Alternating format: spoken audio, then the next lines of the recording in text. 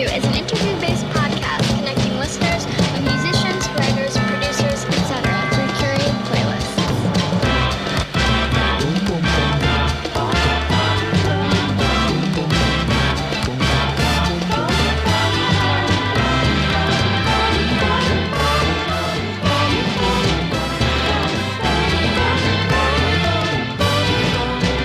This is Next in the Queue. Hello and welcome to Next in the Queue. I'm joined with Will Kennedy from the band 22 Degree Halo. Excited to have you. Excited to be here. So since this marks like the first episode that I'm recording this year, Oh, cool. anything that you're looking forward to the new year? Yeah, well, the big thing that's happening in my life is that my wife is having a baby. When you announced that at the Transpico show, like it was, I feel like, that show. yeah, I feel like Oh, yeah, it was. It's very exciting. It's a lot to wrap my head around, but and it's coming like unbelievably quickly. Like we're 3 months away from her due date at this point, and it's just kind of crazy how fast everything has sort of went. But yeah, I'm really excited. yeah, time passes really quickly. Like as you get older, you're like, wait, whole year's passed. Yeah.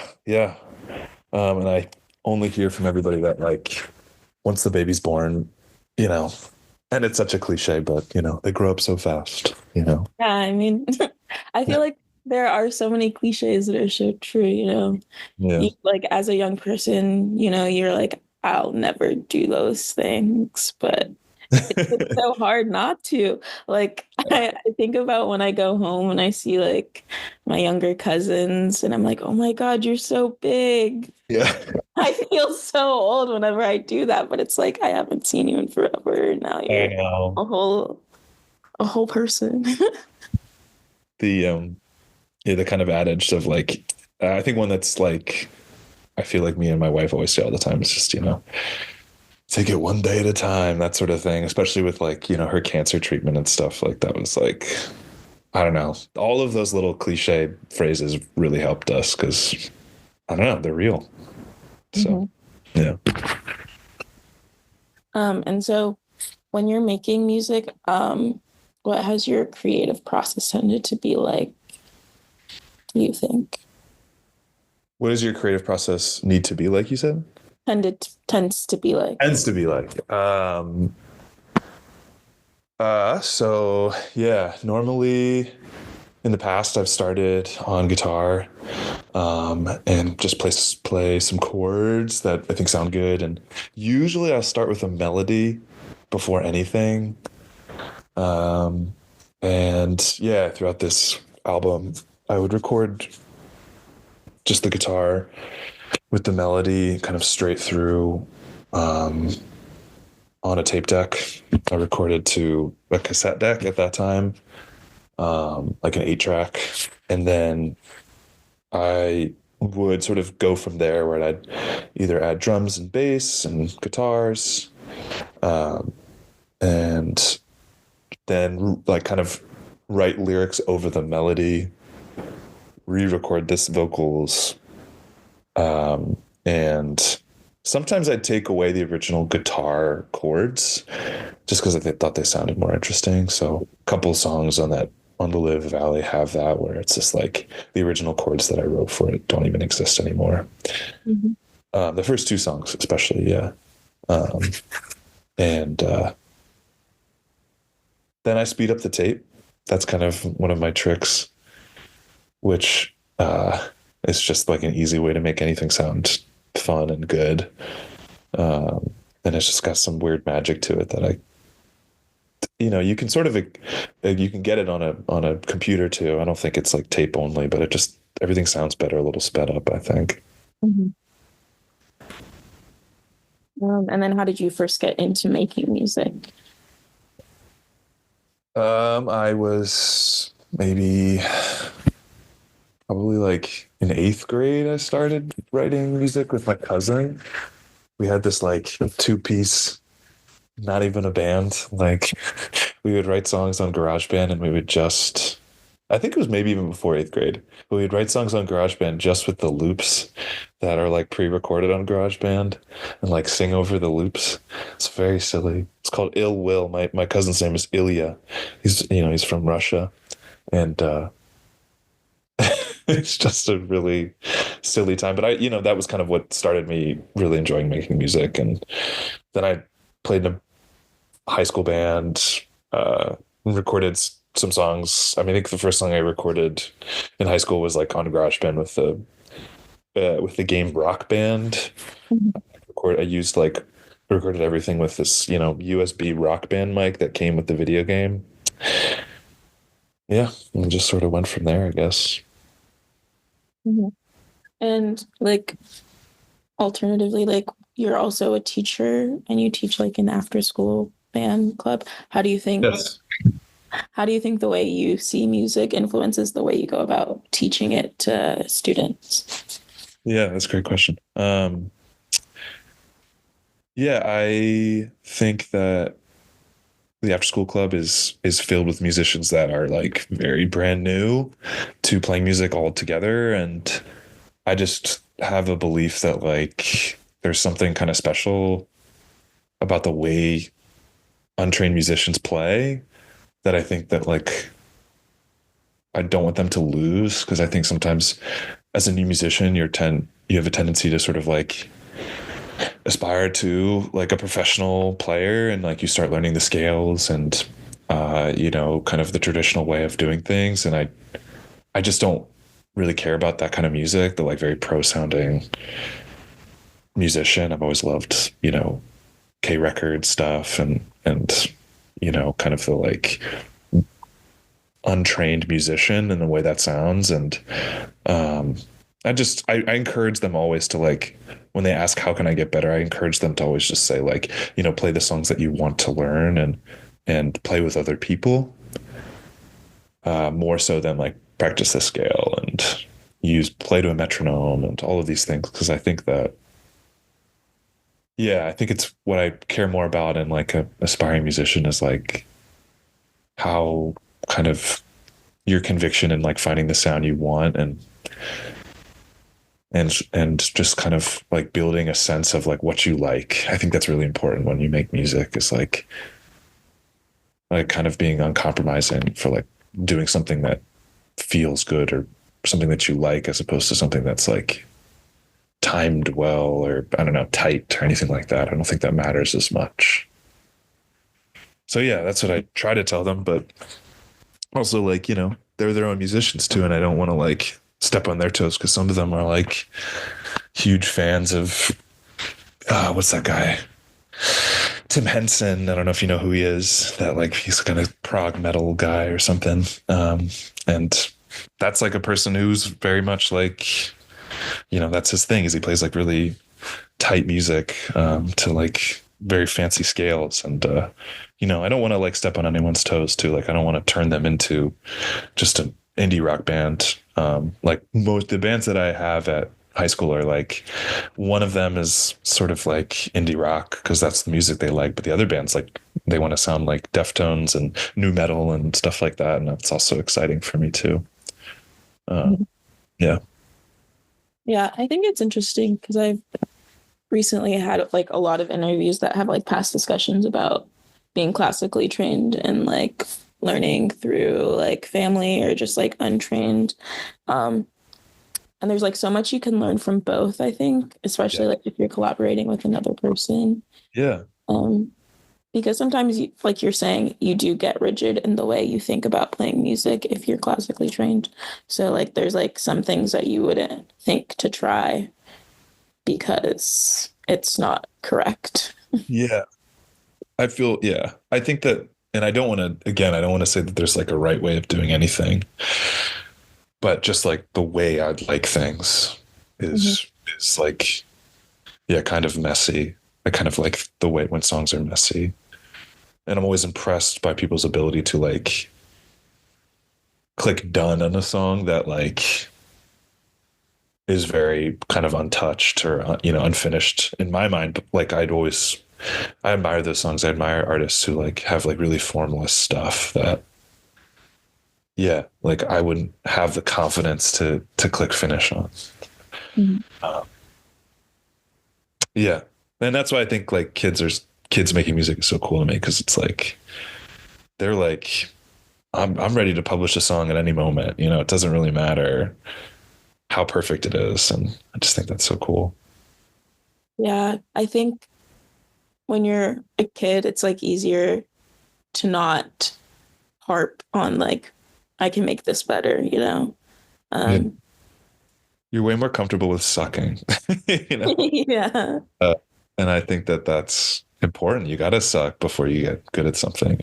Uh, yeah, I think as an adult, you're like, I need to be an expert because that's I'm in my 30s. I should be good at everything now. So, Exactly. yeah, it's not the right mindset, right? Yeah.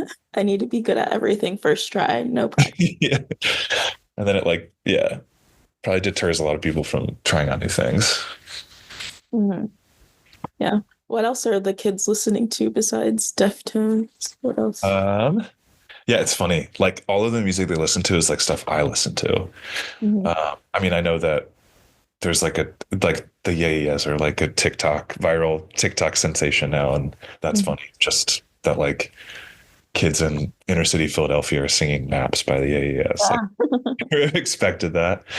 Uh, but also, yeah, like they like love, you know, the Smashing Pumpkins and Garbage and like these like bands from the '90s that you don't anticipate making a comeback. And even the band Cults, they really love the band Cults, which I like in high school. I think that's when they came out. Like, I think all of us in high school were like, there's no way this band is going to have staying power. But it's like become this, I don't know, they like love the band Cults, which is very interesting to me. Um, yeah, it's kind of all over the place, but generally, like, I think it's all kind of older bands. There's not a lot of newer acts besides, like, I guess Alex G they listen to. But in terms of like newer music, I feel like they really talk about newer music, which is interesting.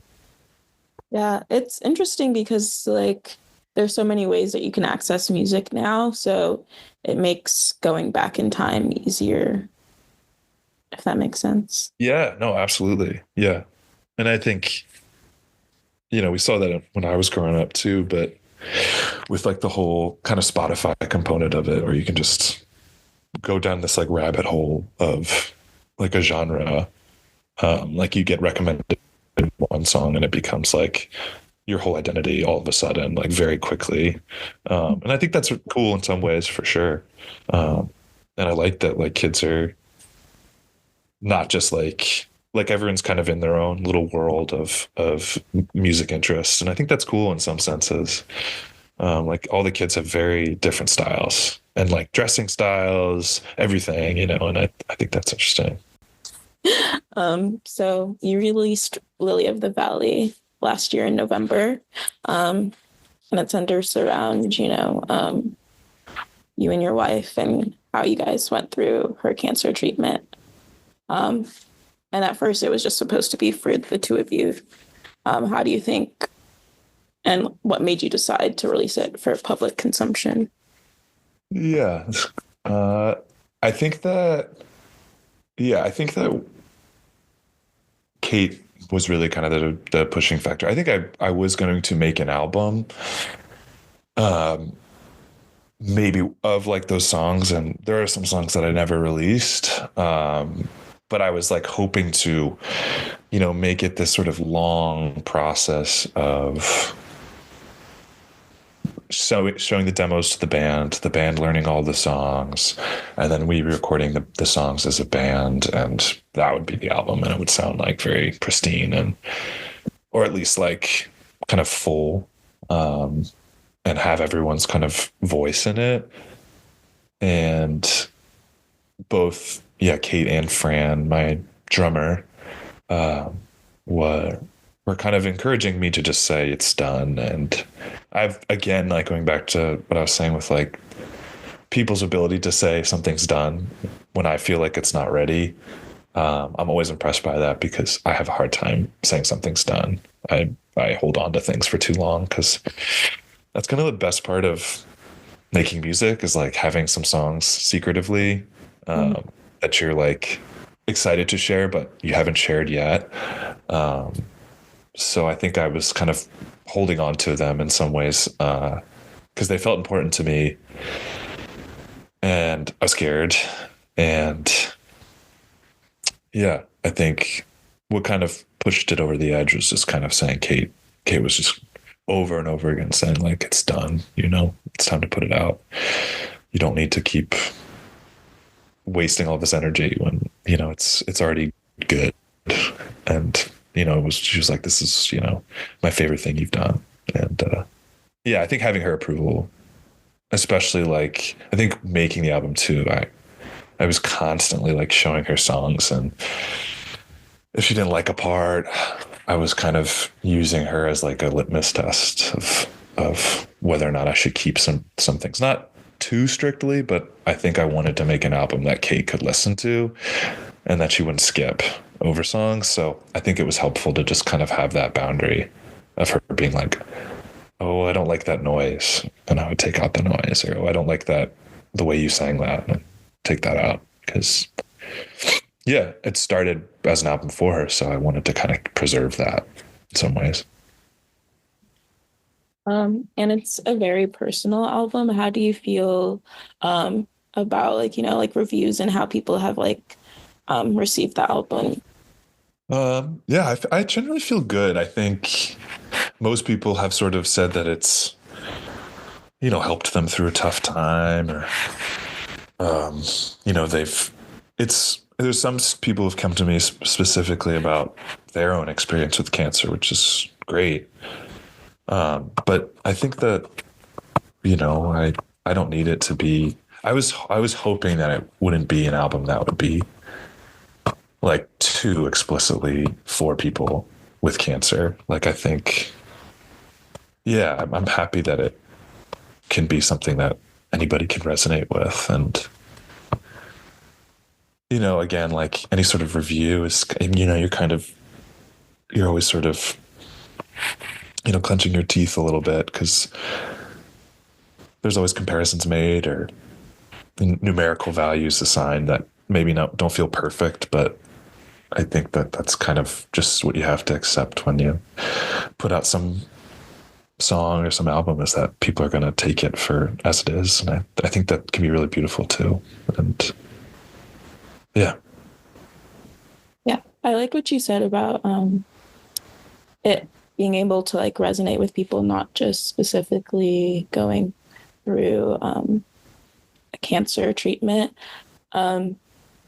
Yeah, I think that it's like really could be like an album about like loss and acceptance, and I feel like everyone goes through that. I mean, I've gone through, like health stuff with my family and things like that, and I think that even aside from that, like just in general, people could relate to something like that, Yeah.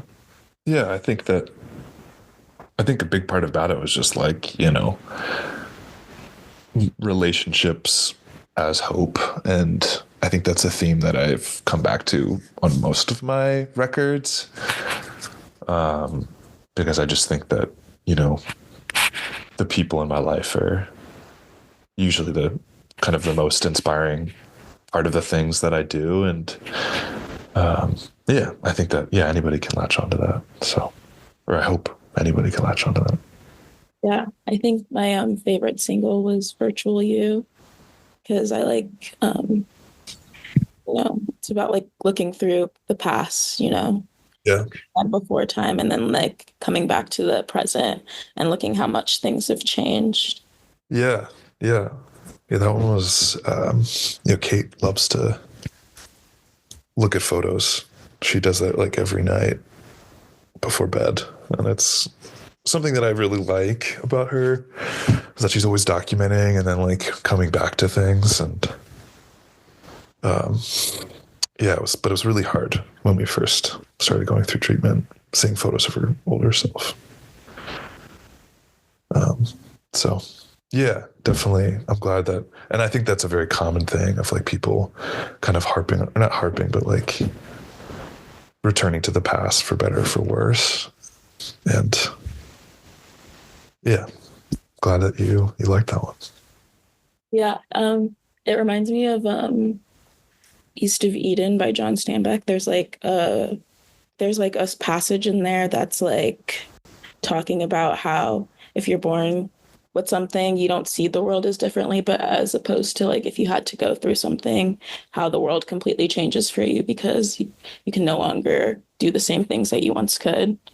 Um, and I read the book when like that was happening to me exactly. So I was like, yeah, like the world does appear differently, but then there's a new normal that happens, which is really cool to see, you know? Yeah.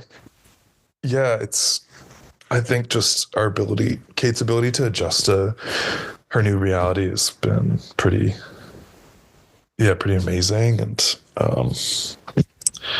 yeah, it's weird how humans can just do that. So when something so like, everything is different since it happened, and it's not bad by any, Yeah. by any standards, but it's just so different. And I feel like some contentment in that. And I think that's kind of wild. If I was, 5 years ago, if I heard that this was going to happen to me, like, I couldn't even conceive of like how to deal with it. And you just sort of do. And it's cool. I think that's like the good thing about life, you know? It goes on and you like accept everything that happens, you know? Yeah. Yeah. Which is cool to think about, I guess. Yeah. And Yeah. and like the way you've been talking about it, I feel like both of you have like a really positive outlook on life. So Yeah.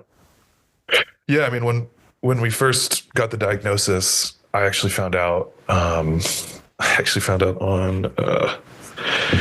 so I don't know if like every health place is like this, but in Philly, the Penn Hospital system has this like app that, yes, do you know about this? Yes. Okay.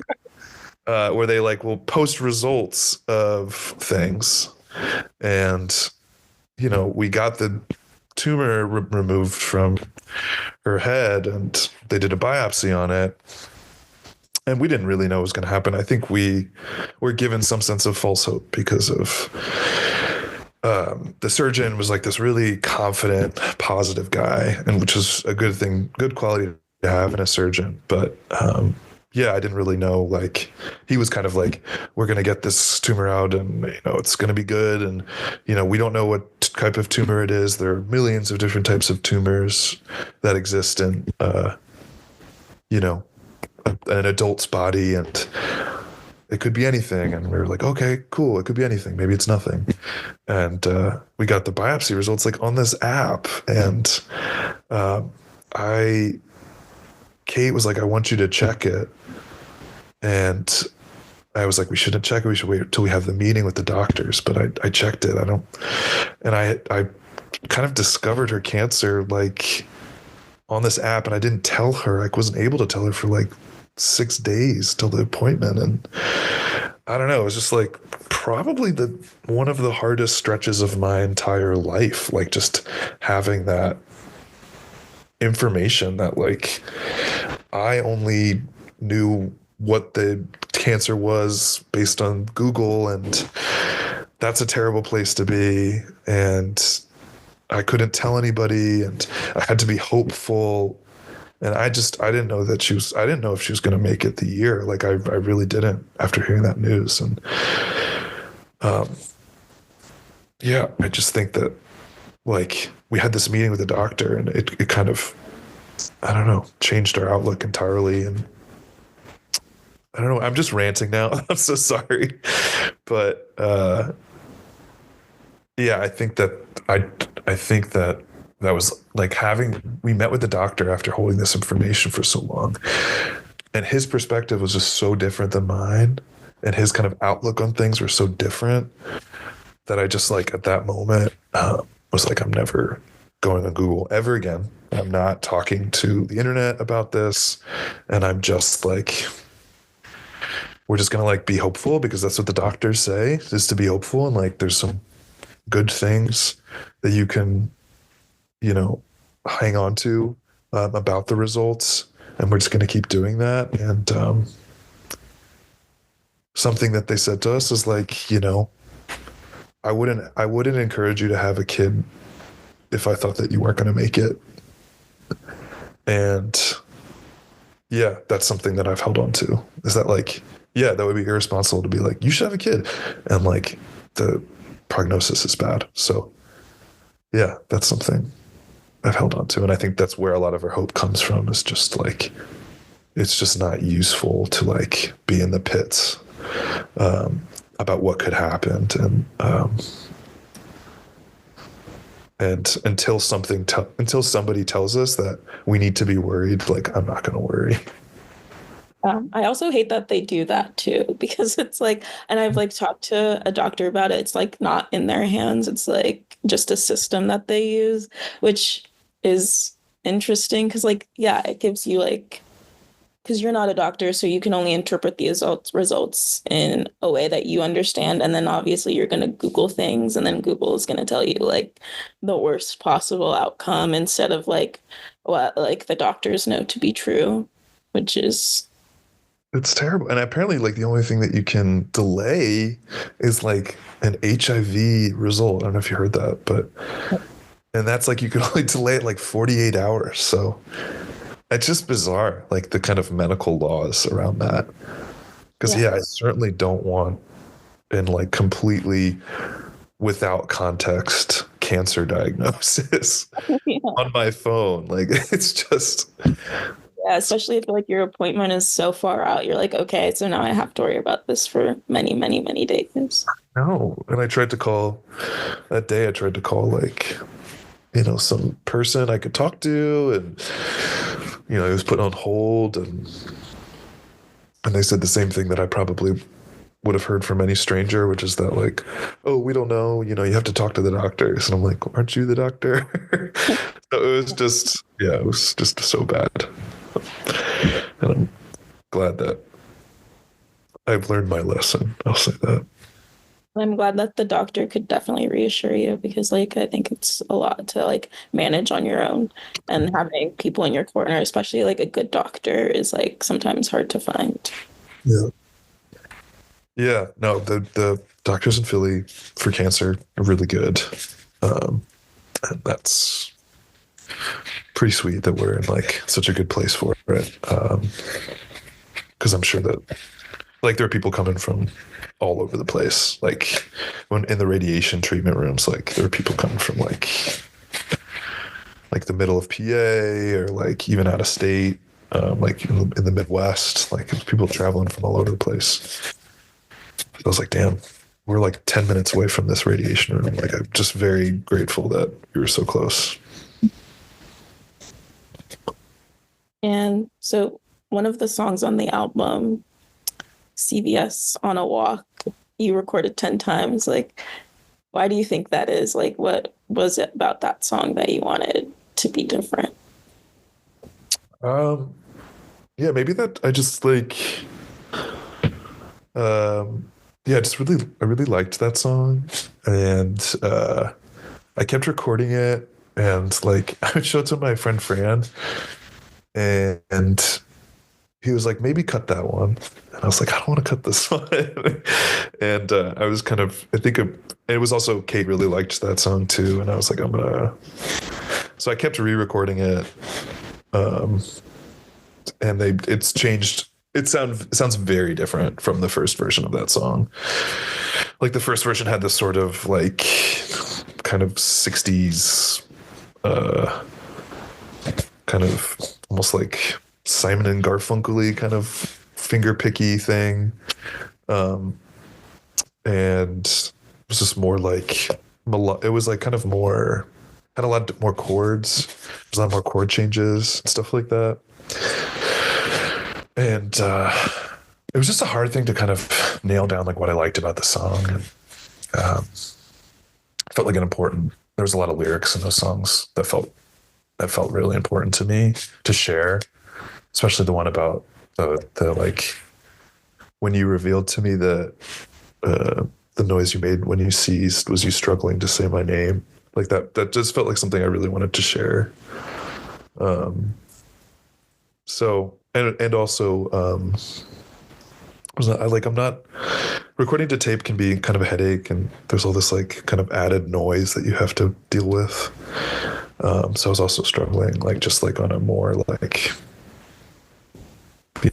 basic level, just with making things sound kind of clear and not too noisy and crappy. Um, so yeah.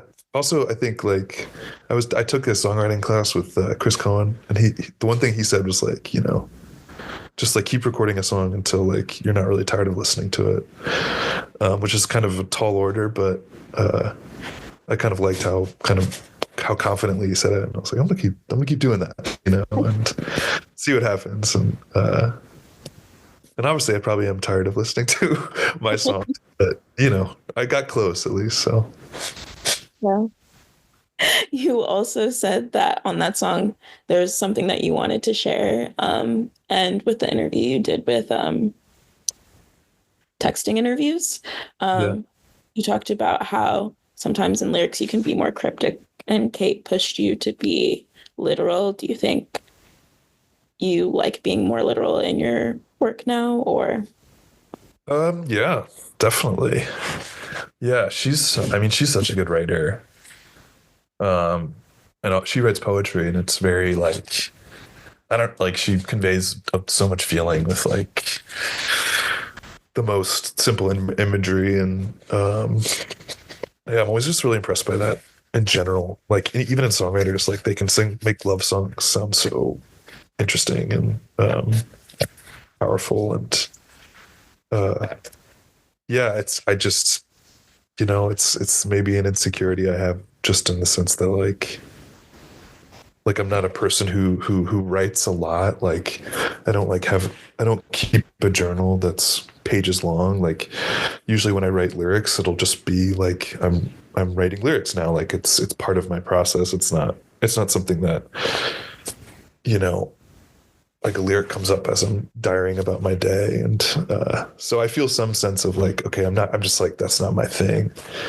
But Kate's just been really helpful in that whole process. And she was a big editor for the lyrics in this album. And yeah, I think in general, like something that she'll say to me is just like, okay, so what are you trying to say? Like, why, like, what is this like kind of obtuse thing that you're trying to say? Like, you should just say that, I'm like, well, I'm trying to say that I really love my friend, and she'll say, well, say that. Don't say this like weird image that, you have with, and I can't point to specific examples, but that's situations like that pop up all the time. As well as like, she also encourages me to be like, don't name the feeling.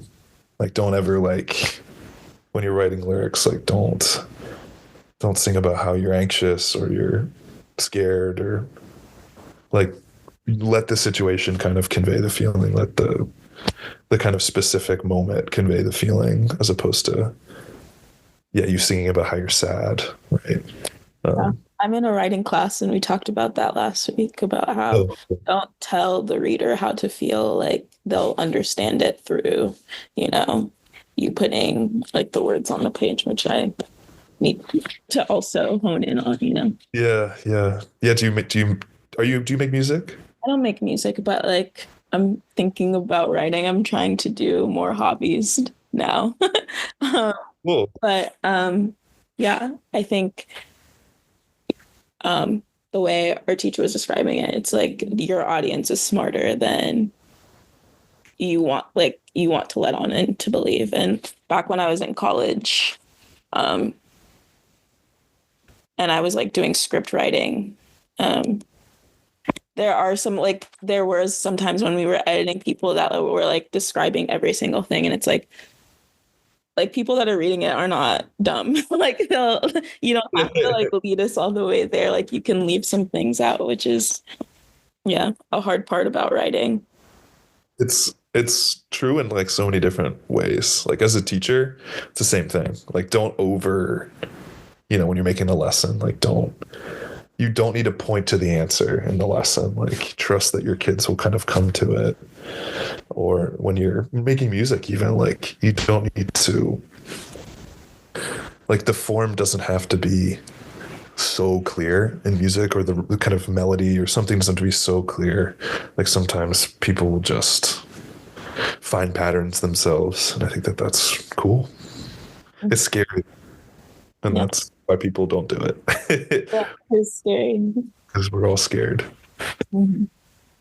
I don't have a question, but I have a comment. So I went to the Trans-Pico show a while back, and I loved that, like, after you played every song, you had an anecdote to share about Kate and how you guys met and things like that. I think that was super fun. Yeah, thank you. Yeah, I had never done that before, and I can't remember who inspired me to do that. Oh, you know what? My friend Buzz had a they recently performed a show where they like brought this like notebook on stage before their show and like read off some things that they had prepared for the set, and I was just like, I'd never seen that before, or like banter. Like I hate it's not my thing to give like a ton of words. I'm not good at like just kind of coming up with things on the fly. And it was just such a vulnerable thing to see on stage of like, oh wow, they like really thought about what they're going to say. I just thought that was so cool and sweet. So I wanted to do that for the release shows because it felt important to share. Yeah, it made it feel really special, which is Thanks. so for the second half of the interview for your playlist, you picked the topic is like friends that inspire me. So do you want to kind of just like take us through it a little bit and give us the ways that some of the things your friends do or play in their songs inspire you? Yeah, and obviously there are some songs on here that are not my friends. Like I'm not friends with the Byrds, but I guess as I was making it, I was kind of just thinking of songs that I definitely either took something from, or like there was a component of it that really inspired me in making not only Lily of the Valley, but just like past albums and songs. So let me pull it up. Yeah, so the first one is my friend Pete, who plays in the band Second Grade, who I used to play drums for a while back before like the pandemic. And I feel like a lot of the kind of like chord changes on the album and the inclination to just sort of like stick to kind of simple chords that really hit home is definitely coming from Pete, and his sort of sense for wonky rhythms and chord changes too I also think is really cool. Like he's always like writing songs that have the most simple like 1, 4, 5 chord progressions, like G to D to C kind of chord progressions, but he does it in a way that's just so like it still feels so unique and interesting. And the song that I chose, Try to Be on My Side Now, I love. It's my favorite song of his. And yeah, it definitely has some really strange kind of rhythmic changes that was just really cool. And Virtually You, I was definitely inspired by Pete the most, I think, on the album. Just like the way he has solos. I love that he has solos in his songs that are just like his exact vocal melody, just played in a guitar. So I did that for Virtually You because I was like, this is so cool. And kind of just his sense of like, you can play the same 3 chords as long as you kind of change up how you play them. I think I took that too. So I'll go to Ukulele, which is my friend Francis, who also plays drums in 22 Degree Halo. He's recorded my music before for the first 2 albums. He recorded both of them and helped me mix a couple of the songs on Lily of the Valley. And I would say that he's probably the most important musical person in my life. And I don't think that's like a understatement. Like, I think that not only has he inspired me to make the music that I make, but he's like a just very important collaborator who is an amazing drummer, has like just a really good sense of like what a song needs and what a song is like, and when something's just not working. And he always encourages me to kind of don't overdo things, trust that's what you have is there, and kind of like first thought, best thought sometimes. And yeah, I mean, his whole process is, I definitely have drawn from, he records to cassette, he speeds up the tape, blows stuff out on the tape, like all of those things that I love about his recordings I've used. He has an 8-track cassette player that I after hearing him record on it, I was like, I'm gonna buy this. So Lily of the Valley was recorded on the same cassette player that he used, because I was just like, this sounds amazing. And it's mostly because of Fran. It's not because of the machine, but I wanted to at least steal a little bit of it. And yeah, this album that he put out, and when did this come out? I think 2018 maybe. Called Caterpillar Graveyard is by far my favorite album of his. And I love this song, and I don't think it's talked about enough out of the songs on his album. So I wanted to share Smiling Down because I just think it's a really cool one. What else? I also included another member of the band, Hyun, who is the guitarist in my band, has a project called Booscumps, which they sadly do not play anymore, even though we've bothered them every single day to play a show again, but they've kind of sort of moved away from it. But yeah, like Hyun is one of my favorite singers. They're such a good songwriter, and they have these kind of they manage to like do so much with so little. Like I feel like their chord progressions are so simple, but feel like I could never ever write a song like that at the same time. Like it's just kind of blows my mind. And yeah, definitely a big inspiration for me. This one is like probably my favorite song they've done, but there's so many great songs of theirs. A couple songs by bands that I don't know personally, but are big influences for me. This band Brave Radar is a very big influence for me. I think they're from Montreal. They're a 3-piece, I want to say, but it's kind of like almost like twisted Beach Boys music or something, like very kind of, I don't know, the melodically driven and have the lovely kind of, Beach Boys rhythm, which is like the kind of da da da da da da da da da. I don't know how to do it without playing drums or something, but I love the kind of rhythmic sense of their music and how it's all about the vocal melody, even though it being kind of weird at the same time. So this specific song, I stole the rhythm for the song Scarecrows. So you can hear there's a drum intro in this song that I completely just ripped off, like unabashedly. And they don't sound the same, but the rhythms are pretty much the same. And I think I wanted to share it because I think it's fun to reveal all of the things I've stolen. Also, so then there's this other band from Baltimore called Romantic States, who are kind of legends, in my opinion, and have been playing music for a long time. And it's just a 2-piece, a married couple.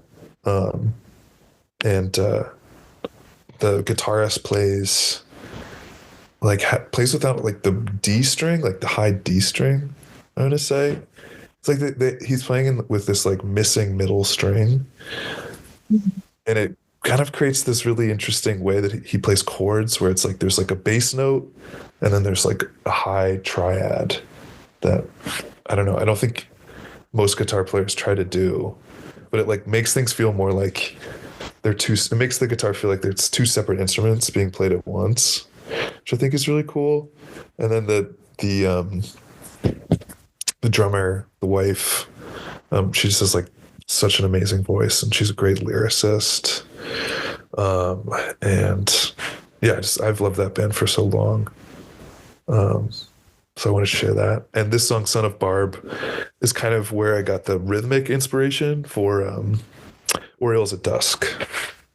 So it's very different rhythmically, but kind of the kind of like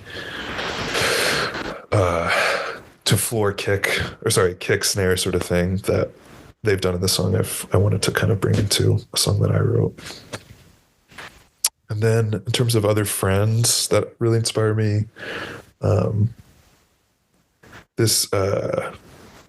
Reiser is a good friend of mine and plays music in Philly and has just been like, from like, I think as like a drummer, I think she's been most inspiring for me just because I think she plays the drums kind of like the way she plays the piano in some ways, where it's just all very like the parts are like almost melodic in some ways, and very plotting in this really interesting way. And she really uses the whole drum kit, which I think most drummers don't do. Like the toms and the floor tom are always like kind of flourishes, but I feel like she uses the drum kit like she's playing different notes, and that it varies song to song. I just think that's so cool. And this album, Water Giants, that she put out this past year was like one of my favorite records. And there's a song about Kate on it, which is really sweet, and made me cry when I saw it live. So I wanted to share that one. The Friendship song, Clairvoyant. Friendship is like probably my favorite like Philadelphia band. They're like just this, I don't know, such a powerful presence on stage. And every time I see them live, I come away just super inspired. And I've known them for so long. Like they were one of the first kind of people I met in the music scene here that I was really just excited to be friends with because they blew me away on stage. And now they do a bunch of different stuff. Like Pete is now playing in second grade. John, the bassist, is now playing guitar, and MJ Lenderman and Mike Cormier is the drummer. Does a bunch of different projects, and he runs the record label Dear Life Records with John, the bassist. So they're all just doing a bunch of different things, but they're still making such amazing music. And Dan is just the singer and guitarist is just like an amazing lyricist. And I'm really excited that, I'm excited to hear the next thing they put out. Because it gets better with every album they put out. Yeah, I think I'm familiar with like the last record they put out in 20. Yeah. Isn't it like Love the Stranger? Love the Stranger. Yes, exactly. Yeah. It's a great record. I really like it. Yeah. I don't know what I can say, but I know they have new things coming that sound amazing. So I'm really excited about that. Then just going through the whole thing. Here we go. I wanted to include the Byrds because they were a big influence on Below the Valley, like just jangly stuff in general. I was listening a lot at the time, and particularly kind of like the mixing of the 60s and 70s, like the ways that people just kind of unabashedly put vocals like as like the loudest thing on the mix. I just thought was so cool. Like it feels like nowadays you have to, everything has to sit in the right pocket in like a frequency. And it's really cool to see how people used to do it, where like you didn't have the same sort of flexibility that we have today. And in order to get things to be up front in a mix, it was like kind of a decision you had to make. It wasn't like you couldn't have everything be up front in a mix. Like if you wanted vocals to be the main part of your song, like it was just by far the loudest thing. Everything else had to be kind of quiet. And I just think it's really cool. It's a really cool effect, and I don't think you really care as a listener that you can't hear the drums and guitar sometimes, and you can only hear the vocals sometimes. I think we forget that, like, again, it goes back to like trusting the listener. Like, you can sort of fill in the blanks. Like, if you can't hear a full drum set, your mind sort of just makes it feel like a full band, even though you can't hear everything at the exact same level. I think that's cool. And then what else am I saying? Oh yeah, and then there's three other bands, Hoop, Calfish, and Andrea Schiavelli, all which are like super important artists for me.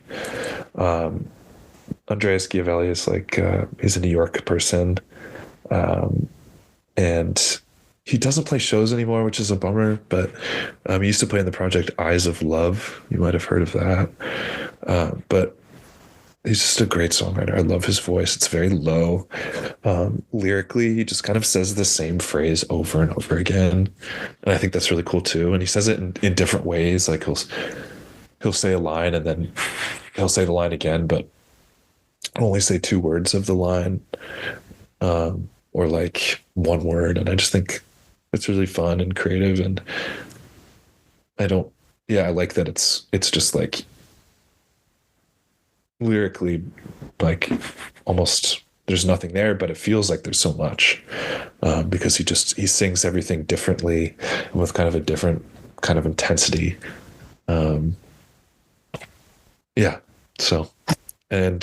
Calfish's album Simple as a Sunset I really love, and was listening a lot during Lily of the Valley, and just like kind of love the world that he creates. And Hoop is a project that was very influential for the first album, my second album, Garden Bed. I was listening to a lot of Hoop. Allison Foster also plays in the band New Issue, which is really, really good. And the last song that I had on here was the Hoop album. It's an amazing album. She's so good at making, again, I think it ties into like the kind of mixing inspiration of like everything feels kind of intense, and there's like distortion on everything, but it's so quiet. And I love that. I love the quality of this song, because it's you can hear the vocals perfectly. There's not like this like wall of distortion that's drowning out all the melody. But it still feels kind of big and distorted. And I just think that's so cool. And I think that's everything. I think that's all the songs. Yeah, thank you for sharing. Yeah. Is there anything else that you would want to shout out or plug as we come to the end of the podcast? Well, I did include two of my other bandmates who also make amazing music, and my friend, the other guitarist Catherine, just announced a new album. Her project is called Spring Onion. I saw that you just posted about that. I just posted about it. Yeah, it's an amazing album. Also about dealing with cancer, because her father passed away due to some form of cancer. I can't remember exactly, but very beautiful, sad album. And I'm really excited for everybody to hear it, because it's just amazing. And then my good friend Joey, who is the bass player, is also makes music under this project called Vesuvian, which is very cool. Very good music, very kind of lyrically dense, and just like really fun kind of chord changes and stuff like that. Mm-hmm. So yeah, I got to shout them all out, Okay, cool. Thank you so much for coming on the podcast. Yeah, thanks for talking to me. Thanks for asking such good questions. And yeah, it was a pleasure. Yeah, I was excited to have you.